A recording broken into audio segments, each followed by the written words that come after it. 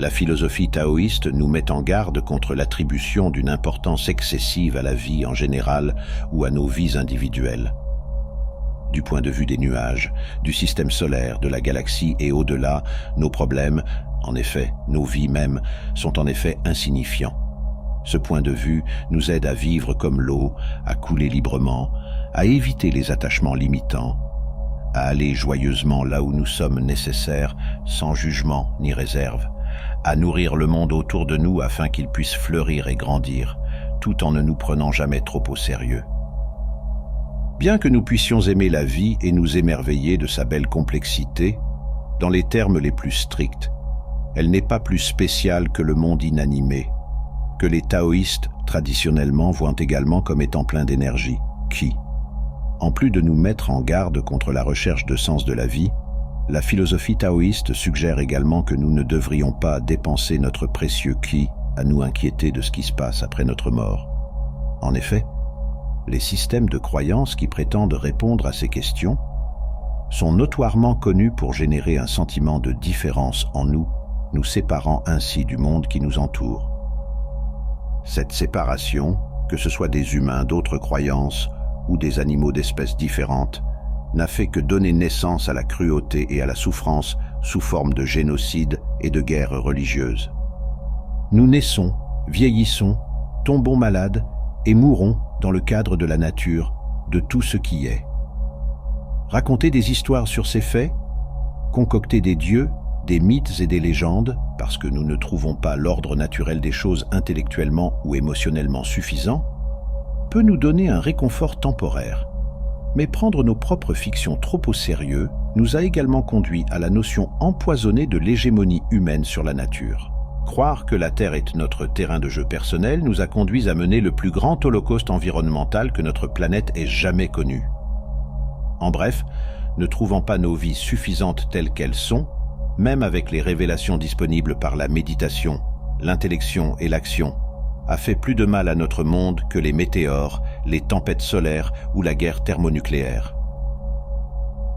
Les taoïstes voient l'existence comme cyclique.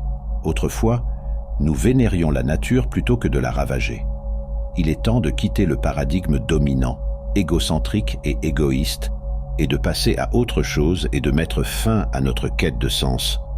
Plutôt que de nous préoccuper des réponses à des questions inconnues, le taoïsme nous exhorte à travailler avec ce que nous savons, tout en apprenant autant que possible, en observant la nature, en écoutant sa musique, en découvrant ses secrets, en entraînant notre sensibilité à ses nuances et en apprenant à vivre selon son exemple. La vie consiste en l'autoculture, à nous consacrer à devenir le meilleur que nous puissions être pour trouver l'harmonie et l'équilibre dans notre recherche personnelle des trois trésors.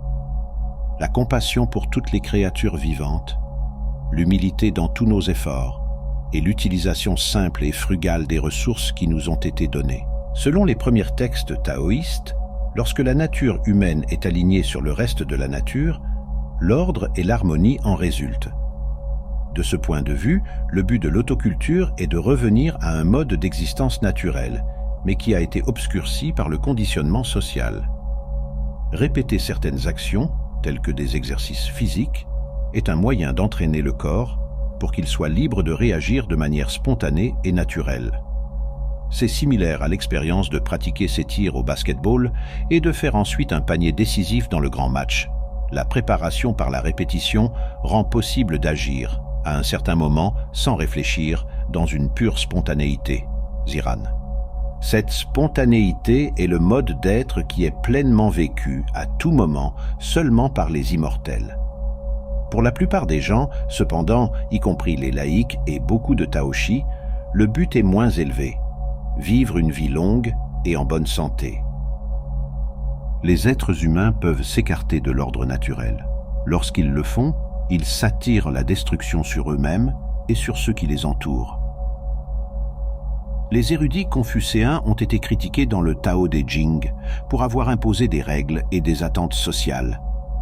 Selon le Tao Te Ching, les mœurs sociales et les menaces de punition causent plus de mal que de bien, car ce sont des méthodes pour forcer un comportement approprié plutôt que de permettre qu'il se produise spontanément et naturellement. Au lieu de cela, Le seul moyen d'encourager un comportement approprié est de le modéliser. Si un dirigeant est une personne d'une moralité impeccable, ceux qu'il dirige le suivraient naturellement. Mais comment le dirigeant peut-il devenir le modèle idéal, assurant ainsi l'harmonie pour son empire? Comme l'a dit un maître taoïste du 8e siècle à un empereur Tang, qui gouverne son corps, gouverne le pays. Les pratiques d'autoculture étaient courantes parmi la noblesse chinoise dès la période des royaumes combattants, voire avant. Les types de pratiques ont varié largement, de la simple réflexion et auto-examen, être attentif à soi-même quand on est seul, la doctrine du milieu, à l'opposé, prendre des élixirs dans l'espoir de devenir immortel. Dans le cas du taoïsme, certaines pratiques qui étaient autrefois le domaine des chamans et des fangshi, ou des pratiquants de l'alchimie interne et externe, ont été adoptées par les taoshi. Également appelées méthodes de nourrir la vie, ou de promotion de la longévité et éventuellement de l'immortalité, celles-ci comprenaient des gymnastiques, c'est-à-dire des exercices physiques conçus pour améliorer la santé et prolonger la vie, des exercices de respiration, des restrictions alimentaires telles que l'évitement des céréales, boire de l'eau de talisman, les cendres d'un diagramme sacré sont dessinées sur du papier puis brûlées, et les cendres sont dissoutes dans l'eau et bien d'autres encore. Les concepts de la nature humaine dans le taoïsme sont donc intimement liés au corps. En raison de ses sciences du corps et de ses expérimentations en matière de régime et de chimie, le taoïsme a eu une grande influence sur le développement de la médecine traditionnelle chinoise. Selon les principes taoïstes, la maladie peut être vue comme un manque d'alignement ou d'harmonie dans le corps. Par exemple, un déséquilibre du yin et du yang dans le corps peut empêcher le QI de circuler librement, ce qui, à son tour, cause douleur et maladie physique. L'acupuncture est basée sur l'ajustement du flux de qi alors qu'il se déplace à travers les méridiens du corps. Certaines pratiques d'autoculture cherchent à équilibrer le yin et le yang à l'intérieur du corps et également dans la personnalité. Les hommes devraient devenir plus féminins et les femmes plus masculines. Le Tao de Jing, écrit par et pour des hommes, inclut un certain nombre de références encourageant un comportement féminin. Un enseignement de la voix des maîtres célestes instruisait les hommes à ne jamais élever la voix, à ne jamais chasser ni porter d'armes, et même à ne pas uriner en position debout.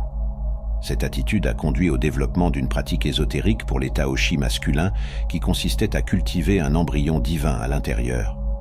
Laozi est le modèle de cette pratique, et l'histoire de sa naissance à l'âge de 81 ans a été interprétée comme signifiant non pas qu'une mère féminine l'avait porté pendant si longtemps, mais qu'il était sa propre mère.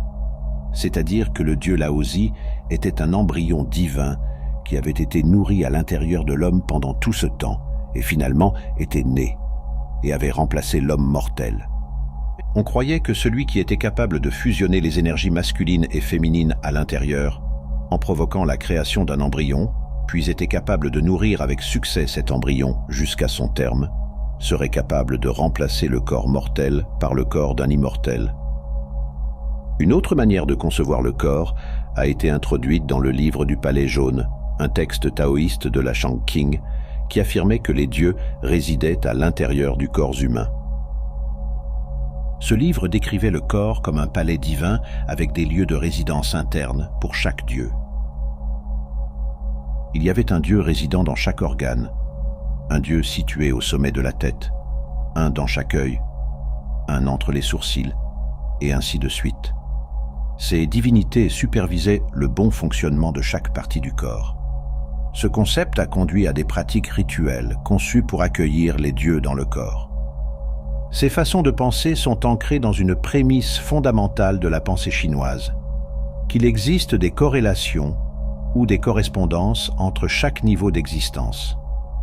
Quelqu'un habitué à un mode de pensée logique occidental pourrait demander « Les dieux sont-ils à l'extérieur du corps ou à l'intérieur ?»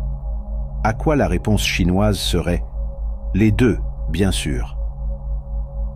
De même, selon la pensée corrélationnelle, ce qui se passe à l'intérieur du corps de l'empereur affectera naturellement le temps. Par exemple, ou déterminera le résultat d'une guerre, car le corps de l'empereur est le corps de l'empire. De ce point de vue, le corps d'un individu est également le corps du monde. Le monde à l'intérieur de son propre corps, le monde sur Terre et le monde des royaumes célestes sont tous interconnectés. Ce qui se passe dans l'un affecte les autres, et l'on peut provoquer un changement dans l'un en agissant dans un autre.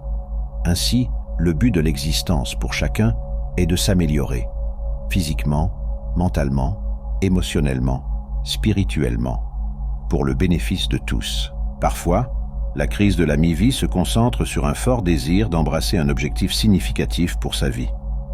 D'un point de vue occidental, le sens de la vie se résume à une destination, à un ensemble de pratiques morales pour définir des objectifs de réussite.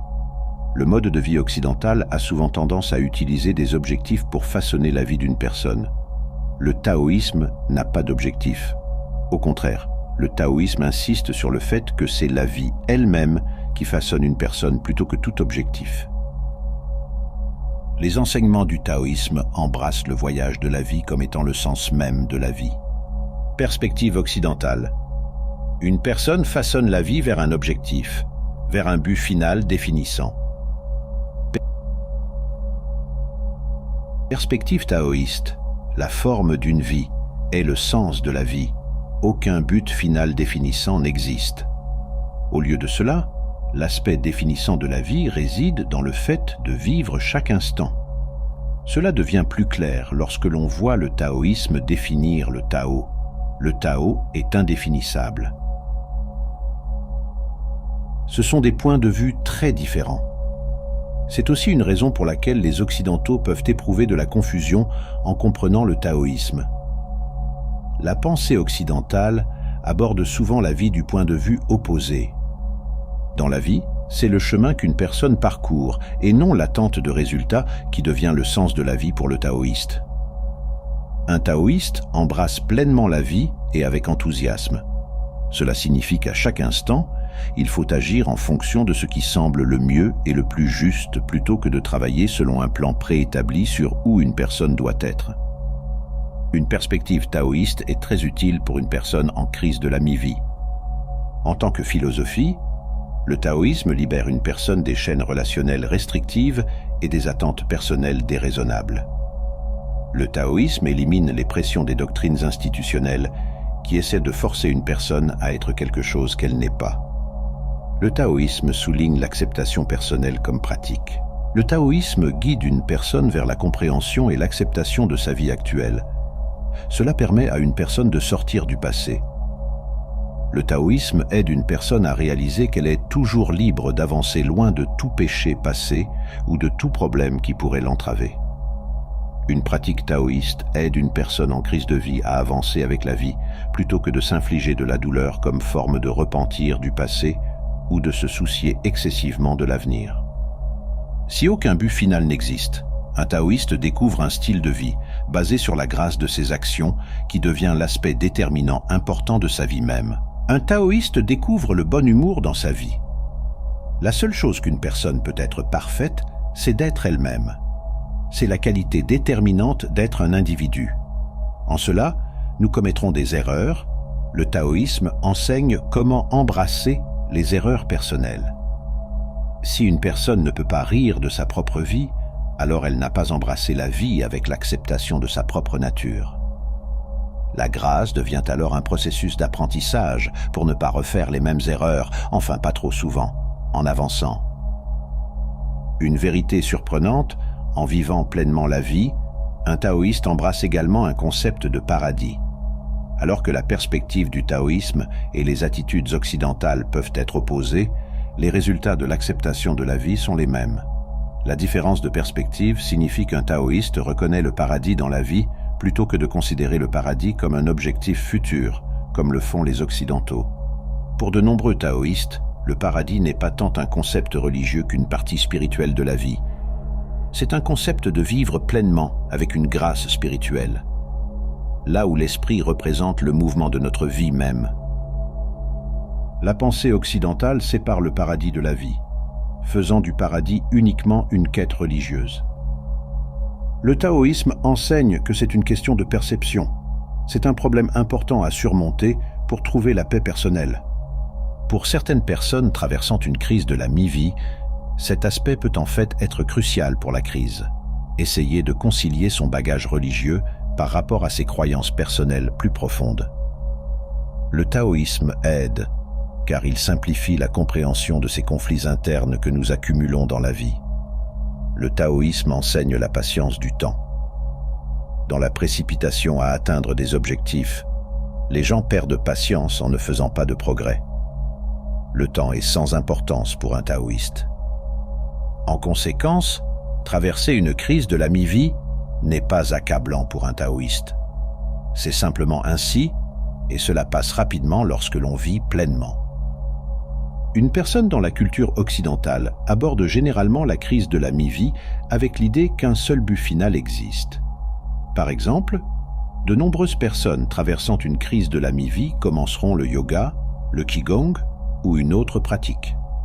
S'attendant à ce qu'une réponse émerge de la pratique, mentalement, elles se sont fixées un objectif pour leur transformation de la mi-vie, un objectif d'illumination, d'être en meilleure forme, de profiter de la vie, de faire tant de choses.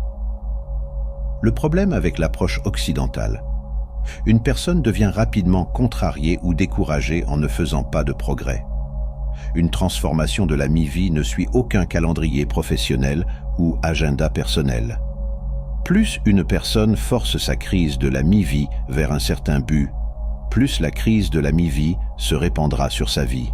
La transformation de la mi-vie concerne autant le lâcher-prise que la transformation.